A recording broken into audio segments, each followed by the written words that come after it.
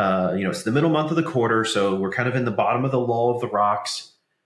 And what I'm really realizing is there's so much negating journey. Welcome to the Make Work Not Suck podcast. What is part of journey that people keep missing from everything that I'm seeing is the reality check. You can't SOP your way through something that does not match with reality. And so it's like when the shit hits the fan, we look at the results, we look at the vision, it's not in alignment. Of course, we said last week our inclination is to go to culture. But now that I've kind of got everybody, okay, we need to address journey before we address culture. We got it, Ryan, we got it. But then what they're doing is they're going right back into the SOPs and like, okay, this is what SOP says. I'm like, whoa, time out. That SOP does not match reality. And I said, you're about to make another SOP for a different reality that no longer exists. And now we're just going to have layered on SOP. And so I'm trying to figure out like the client journey, the journey component has to include reality. Right. You can make the perfect SOP, but you're never going to jump directly to it. Like there's a process to get there. And we try to result the process deployment when there's a journey to deploying journey. And it just blows my mind that we confuse journey and results. That's really what I want to talk about. We confuse journey with results because we look at the results and then we go, all right, we got to address the journey. I said, everybody's like, I get a culture, journey. Okay, we're doing journey.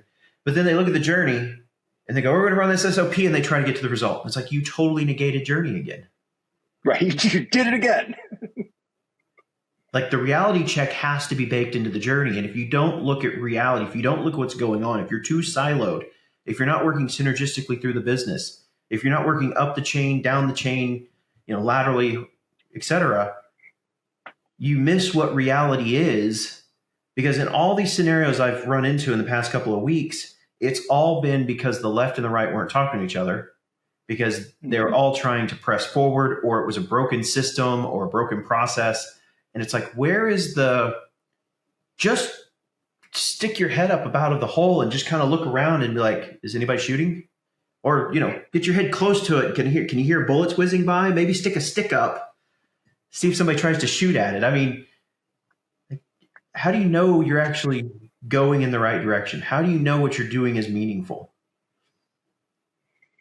How do you know it's actually adding value? It's not just accomplishment, or it's not just activity at the expense of accomplishment. We can continue on, but I want to tell you this is a broader society component of the same problem. So today I got the privilege of going to my younger son's school in middle school, and they have this service project day. So instead of having these big finals, they have service projects that all the kids participate in, before they end the school year. Mm-hmm. And what was really interesting is I came across this one booth, and it was this group of people that were writing letters to elderly. I was like, ooh, tell me about that. And they said, well, we understand that, and they listed off these stats about dementia and heart attacks and stuff like that, from seniors in, assisted living or people that are retired that stay at home. They said just by reading and writing actually creates the cognitive function that can reduce, dementia and strokes and heart attacks and stuff. Okay, forget the stats for a second. I don't know if that's right or wrong. And I was like, okay, let me roll with this. But the group of kids was explaining the emotional connection that comes from the writing and the engagement of the older. They cared. And they're like, we want to provide this connection to these people. We think they need the connection. We want to provide a good service. It's good experience for us. And I mean, these were 8th graders, 7th and 8th graders, not high schoolers, 7th and 8th graders.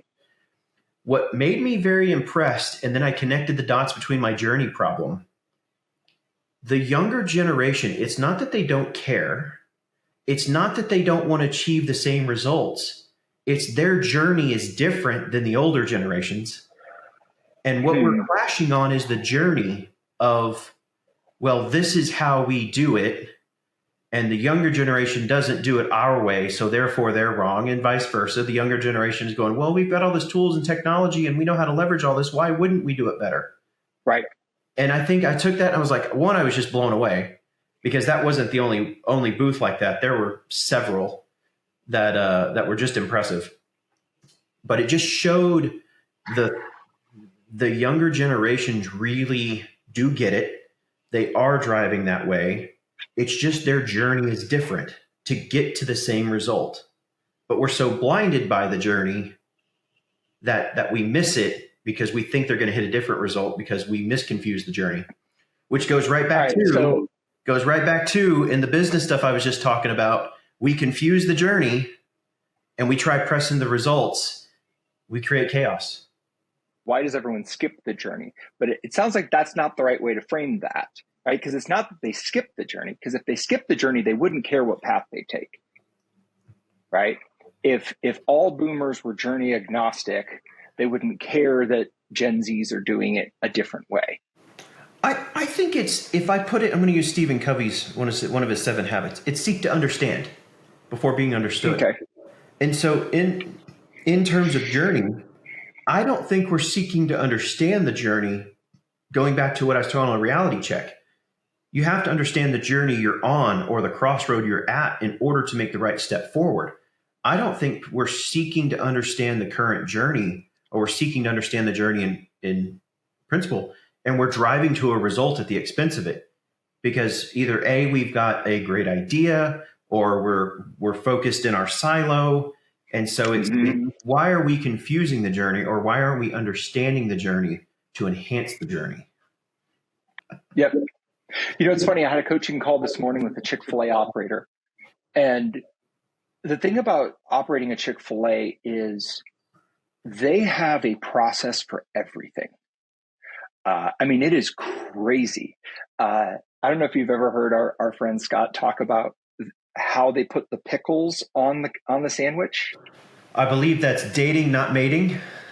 Yes, the pickles are supposed to be dating, not mating. So they have defined the processes down to that level of granularity. And so my coaching call this morning with the Chick-fil-A operator, he was wrestling with, okay, when I show up at the store as the operator, most senior person in the room, and I'm walking around, how much of my time should I spend coaching on operations versus building the relationship?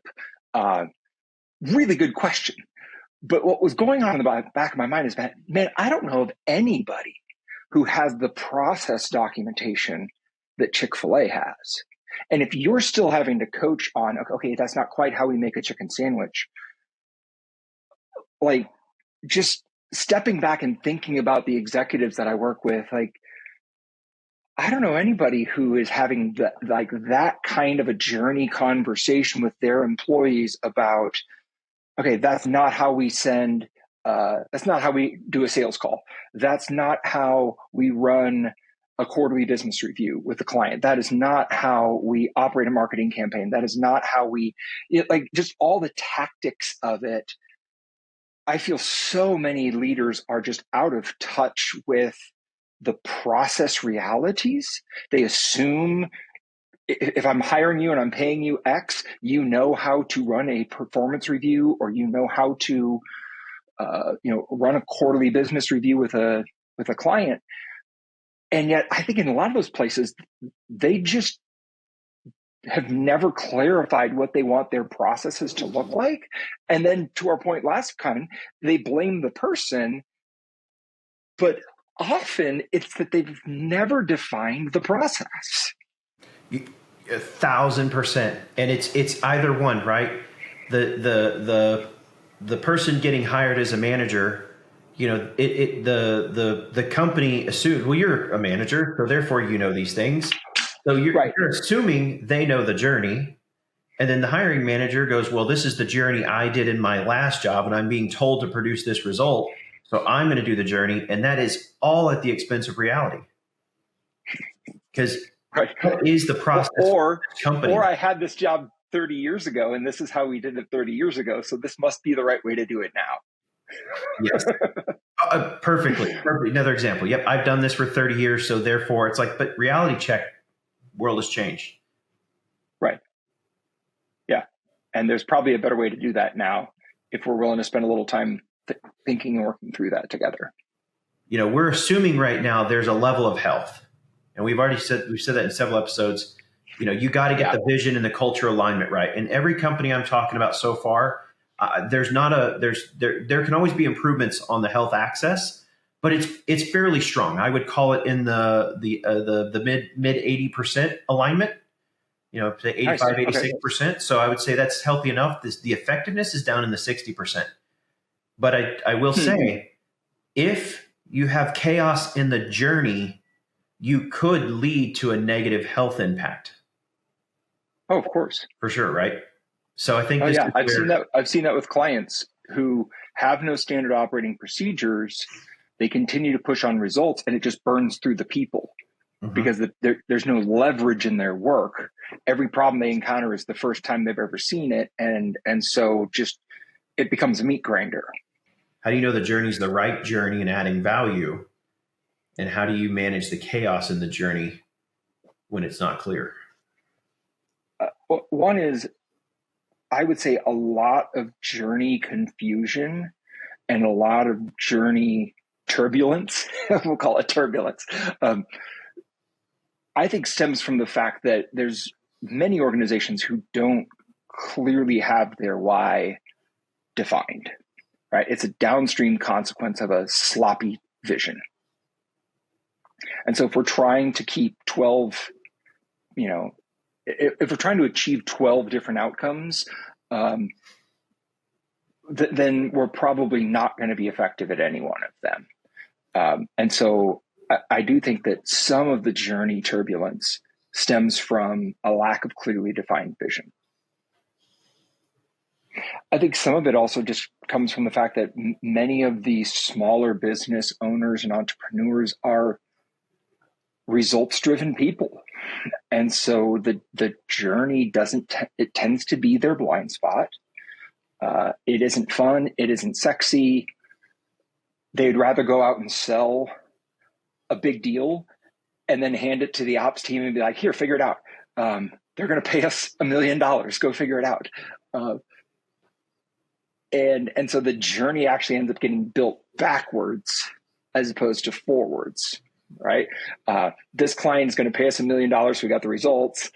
Ryan, you're the new ops director. So it's your job to figure out the process for how we're going to actually execute what I have sold that may or may not be able to happen. It might not actually be possible, but you're the ops guys to go figure it out. And that creates a lot of chaos. And then you build on top of that. We're like, well, this is how we did it for the last client. So now let's change it. And you end up with this Frankenstein process because none of them were built the right direction. You have to align to the vision. And here's an example. There was a call I was just on. It was about the software company getting ready to launch. And it was, okay, what do we need to do that's launching? What I really liked about it was, okay, we got deadlines. We got to hit goals. We got to get to the results. The results is get the new product launched. What I liked about it was the sheet was pulled up of everything everybody thought needed to get done. And then it was, okay, is this really needed? And we went, and again, this is in the journey components. Is this needed to launch a new product, a new platform? It's a nice to have. It's not a must. Okay. This is just developing, doing its day-to-day job. Let's get that off the list here. And all of a sudden the list shrunk down to a handful of things. And there were some arguments back in there like, no, I think we need this. No, I think we need that. But it was almost Agile-esque. Get all the stakeholders in the room, challenge the status quo respectfully, put everything out on the table, and then go through, sort it, and then go, okay, who's got what? Now, coming out of that meeting, it only took 1 hour. It's like 8 or 9 individuals. Coming out of that meeting was, here's the clear list of things we must do as fast as appropriately possible to hit the goal, and then everything else will just follow in behind it. And I don't see enough of that because it was the reality check. Where are we in reality? What needs to be done? Why aren't we where we need to be? Why are we 74 days off track? What needs to be done to get there? And so I struggle because I've seen teams do it. I mean, granted, you could say that there was chaos in the journey that led it to a 74-day delay. Fair. But in the reset of that, it wasn't driving to the result, just ramrod things through. It wasn't take the current journey and just ramrod it. It was stop. What are we trying to achieve? Vision. What is on the to-do list? Okay, do we have the culture? Do we have the people everybody know what they need to do? The result will take care of itself. And so it's Right. pulling that confusion out of the journey and making sure what is priority, what needs to get done. And I just think that's missing. Like we're so focused on the result. We almost create our own chaos in the journey. Absolutely. We're so afraid of something, or something's going to happen, or my boss is going to yell at me, or it's like we create our own confusion. And then because we've got our own confusion, we rush to the result. And sometimes it really comes down to like, maybe the SOP is right. Maybe you just need to follow the SOP. What's reality? What is reality? What is the current state? What is the current step, mile marker, whatever you want to call it? Where the hell are you? GPS. Look on the map. Like, where are you on the proverbial map of your job? And figure out where your business is trying to go, or your boss is trying to drive you, or what the customer needs. And then find the Google Map path to get there. Like I know that sounds super simple. So I'm going to challenge you with a little twist. What about those managers and executives who have the reality distortion field that Steve Jobs was famous for? I've worked with a couple of those managers who just kind of refused to acknowledge reality. They wanted to launch a new product, and they're like, we're going to launch in 6 weeks. And I'm like, that is a 6-month project. And they're like, do it in 6 weeks or you suck. It's like, okay, I suck. It's still not happening in 6 weeks. How do you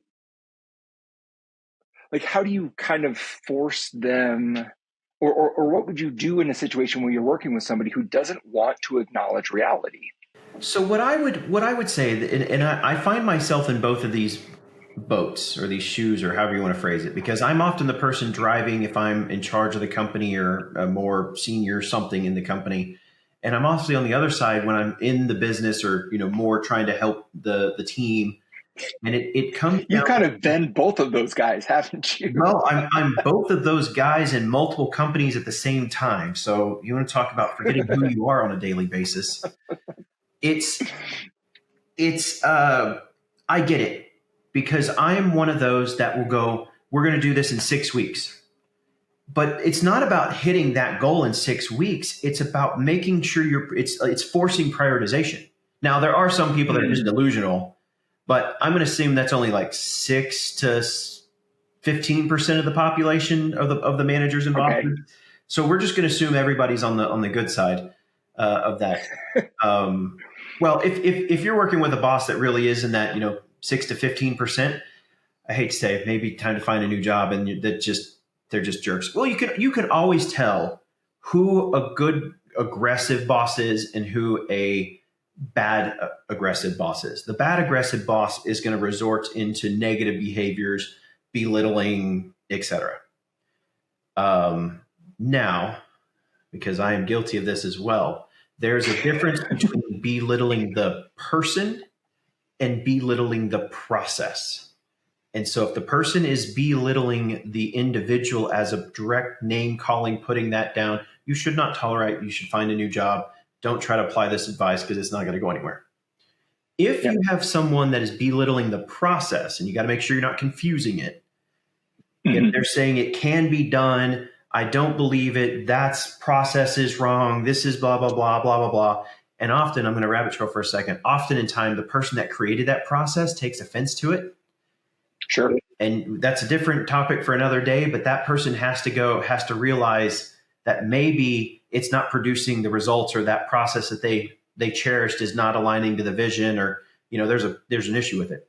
But most of the time when someone's pushing those unrealistic results, as long as traction is being made, you will find that they will praise, they will reward, they will encourage, they will, high five. There will be some level of, even if you don't hit the milestone, even if you miss it, you can still make progress. And it's about it's not about the destination.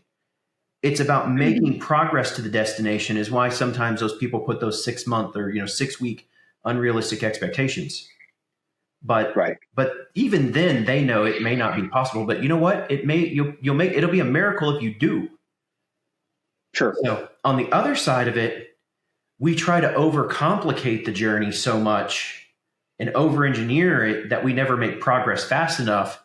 And then we're forced, because we took too long, then we're forced to hurry things up and get to the result because we over-engineered the journey.